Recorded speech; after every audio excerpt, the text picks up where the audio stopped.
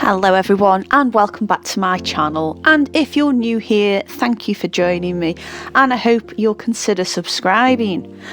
Anyway, this video is a bit of a roundup of Inktober, and there's just one or maybe two final pieces to add to the lot. So if you have watched all of my videos in the Inktober playlist, you'll notice that I had been drawing on top of a grey piece of paper, and over those 31 days that paper got ink spilled on it, scribbled on it.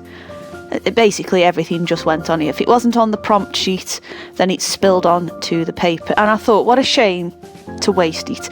I do usually have something to protect my table, but I wanted something specific for the Inktober one to, try and look all professional. Anyway, I thought these would look wonderful in the little book that I have mounted these in, and that'll pop up in a bit. And yes, I have very badly written Inktober on there, and that's okay. That's okay. I think it kind of sums up my sort of slapdash approach to this year's Inktober. So now I'm at the good end of it all. I guess really it's not a bad time to reflect on it. And I still cannot believe I managed to do all 31 days and post it out there and film it as well. That is like pretty full on for me, if I be honest. And that if you look for me on Instagram, and I've even got a Facebook account, I tried to do Inktober last year and did not get very far with it at all. And it's really weird that I went into this year's one as full on as I did, recording each one and popping it out here. I can't believe I've done that. It's so strange. Now, in my opinion, there's good and bad points to doing this, and I'll start off with the good points, okay? So, if anything, it's sort of made me become a little bit more consistent, and I know my posting times throughout the days have been a little bit hit and miss. However, I managed to do it, and for me, that sort of helped me manage my time a little bit.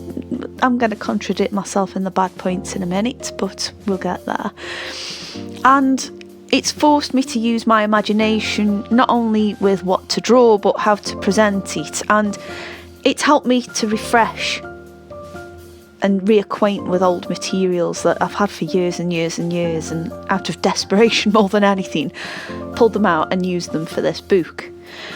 Now, the bad points, again though, it's a lot of work, especially to put it onto YouTube, and I know there's quite a few channels out there that have done like a pre-Inktober video all about the prep work before it, and we're aware of the prompts on the 1st of September when they're published, and we have all of that month to prepare. Well, guess who didn't? I literally started the first one on the last day of September, and at the most I've perhaps been 1 or 2 days ahead, but apart from that, these have pretty much been done on the day, posted on the same day, edited, all of that jazz.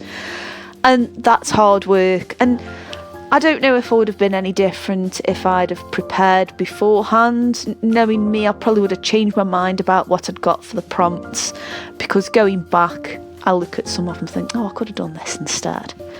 Anyway, the first one on the screen there was for ring, and I did an Ouroboros, still can't pronounce it. The second prompt was mindless, and I quite liked just chucking the ink on there and going wild with it. The one to the right was bait, and it was fish bait, but I got to use marker pens I hated and some that I liked. This prompt on the left was frozen, and I dug out some pens I hadn't used for years on that one. And then to the right was build.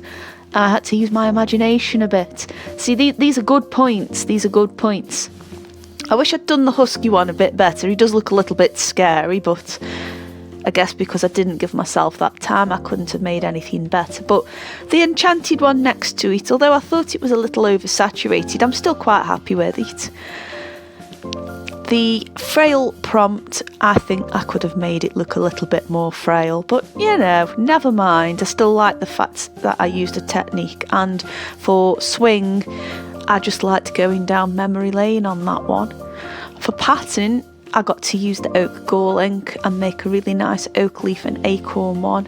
And for snow, a good excuse to do an owl. I'm so glad Dragon was on the prompt list. I don't really need to say any more about that, he's there. And for ash, I chose to do an ash tree leaf. Unfortunately, this sketch pad's really old. I'll get onto that in a bit as well. The green man seemed perfect for overgrown, and it gave me an excuse to use some old inks. And for legend, you need to check out Eric's page. If you don't mind swearing birds, it's perfect. Wild seemed like a good idea to use Zelda Breath of the Wild. And for ornament, an ornament a friend gave to me. It might not have any monetary value, but it has sentimental. For Misfit, the movie Sonic the Hedgehog just seemed the perfect choice, and for Sling, a little catapult. For Tread, I wanted to do my beautiful puppy's paws because they're just so adorable. And for Treasure, it seemed like making a 3D work with shinies in a magpie's beak just seemed the right choice. For Ghost, I wish I'd had a bit more time for this, and again, this goes back to not being organised, but then maybe I wouldn't have done it if it had been so organised. It's a double-edged sword for me, I'm afraid. But I actually really enjoyed just using the white inks on the black paper. Again, it just looks a bit ghostly, and I could have done a better job. For Ancient Athena, with a modern day twist, I'd thought about that one for a few days beforehand. For Dizzy, another unicorn, but why not, on a carousel. And for Tasty, I wanted to draw one of those Japanese fish waffles with the green matcha tea. For Dark, the Dark Crystal, I don't need to say any more there. And for Coat, Little Red Riding Hood seemed like the best option and another good excuse to use the natural inks. For Ride, I have my husband to thank for that. Bulldog surfing in a wave. And for Injured, I used my left hand and told a story about being injured myself. For Catch, I want to thank Beaks and Talons for allowing me to use a picture of Harley as a reference, catching meat. And for Ripe, a zombie, because the last day was on Halloween and I was feeling like a zombie, and zombies are pretty ripe and rank, aren't they? So the little book that I've put this in, again, this is like using ancient materials that I've had for years. I've had the sketchbook for, I want to say 20 years. I'm not sure if it's quite that long. It might not be actually. It's probably more like 15 or 16. And I bought it because of this bright Perspex cover on it. And there was loads of paper in it once. There really was. And I'd do a sketch. Nothing seemed good enough because it had got a clear sketch. That first drawing on there would be the first thing I'd see. So I'd rip the sketch out and I'd do another and I'd rip it out. And this cycle carried on until it was looking very scrawny and sad. And then it just stayed in the drawer for years. I mean, how many of us have got sketchbooks like that? So because I'd done these pictures on quite a small scale, I was wanting to put them in a book, and about halfway through Inktober I was thinking, right, I need to do something with these, I don't want to lose them. And by then I'd told myself I'm going to commit to this even if I can't do it on time. So I'm sort of foraging around books and bits and bobs, and I thought about putting them in a folder, and then I found this and I thought, this is perfect. So in they went, and I've used an old sketch pad.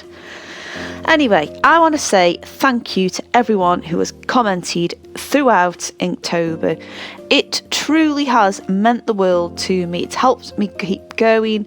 I've flashed usernames up who've said hello, and I hope you don't mind. I just want to say thank you. Some of you have commented every day, some of you have caught up, some of you have just dropped in to say hi, and that just means so much, and it really has helped me power through, it really has. So a huge thank you to you guys. I want to say thank you to new subscribers too. I'm really flattered, and Inktober, I actually managed to get past the 100 mark on my subscribers, and I know it's not all about that, but that just feels like a huge milestone, and without you guys I wouldn't have hit it. And thank you to existing subscribers too for just dropping in now and then. I really hope you've enjoyed this, and I'll see you soon. Bye.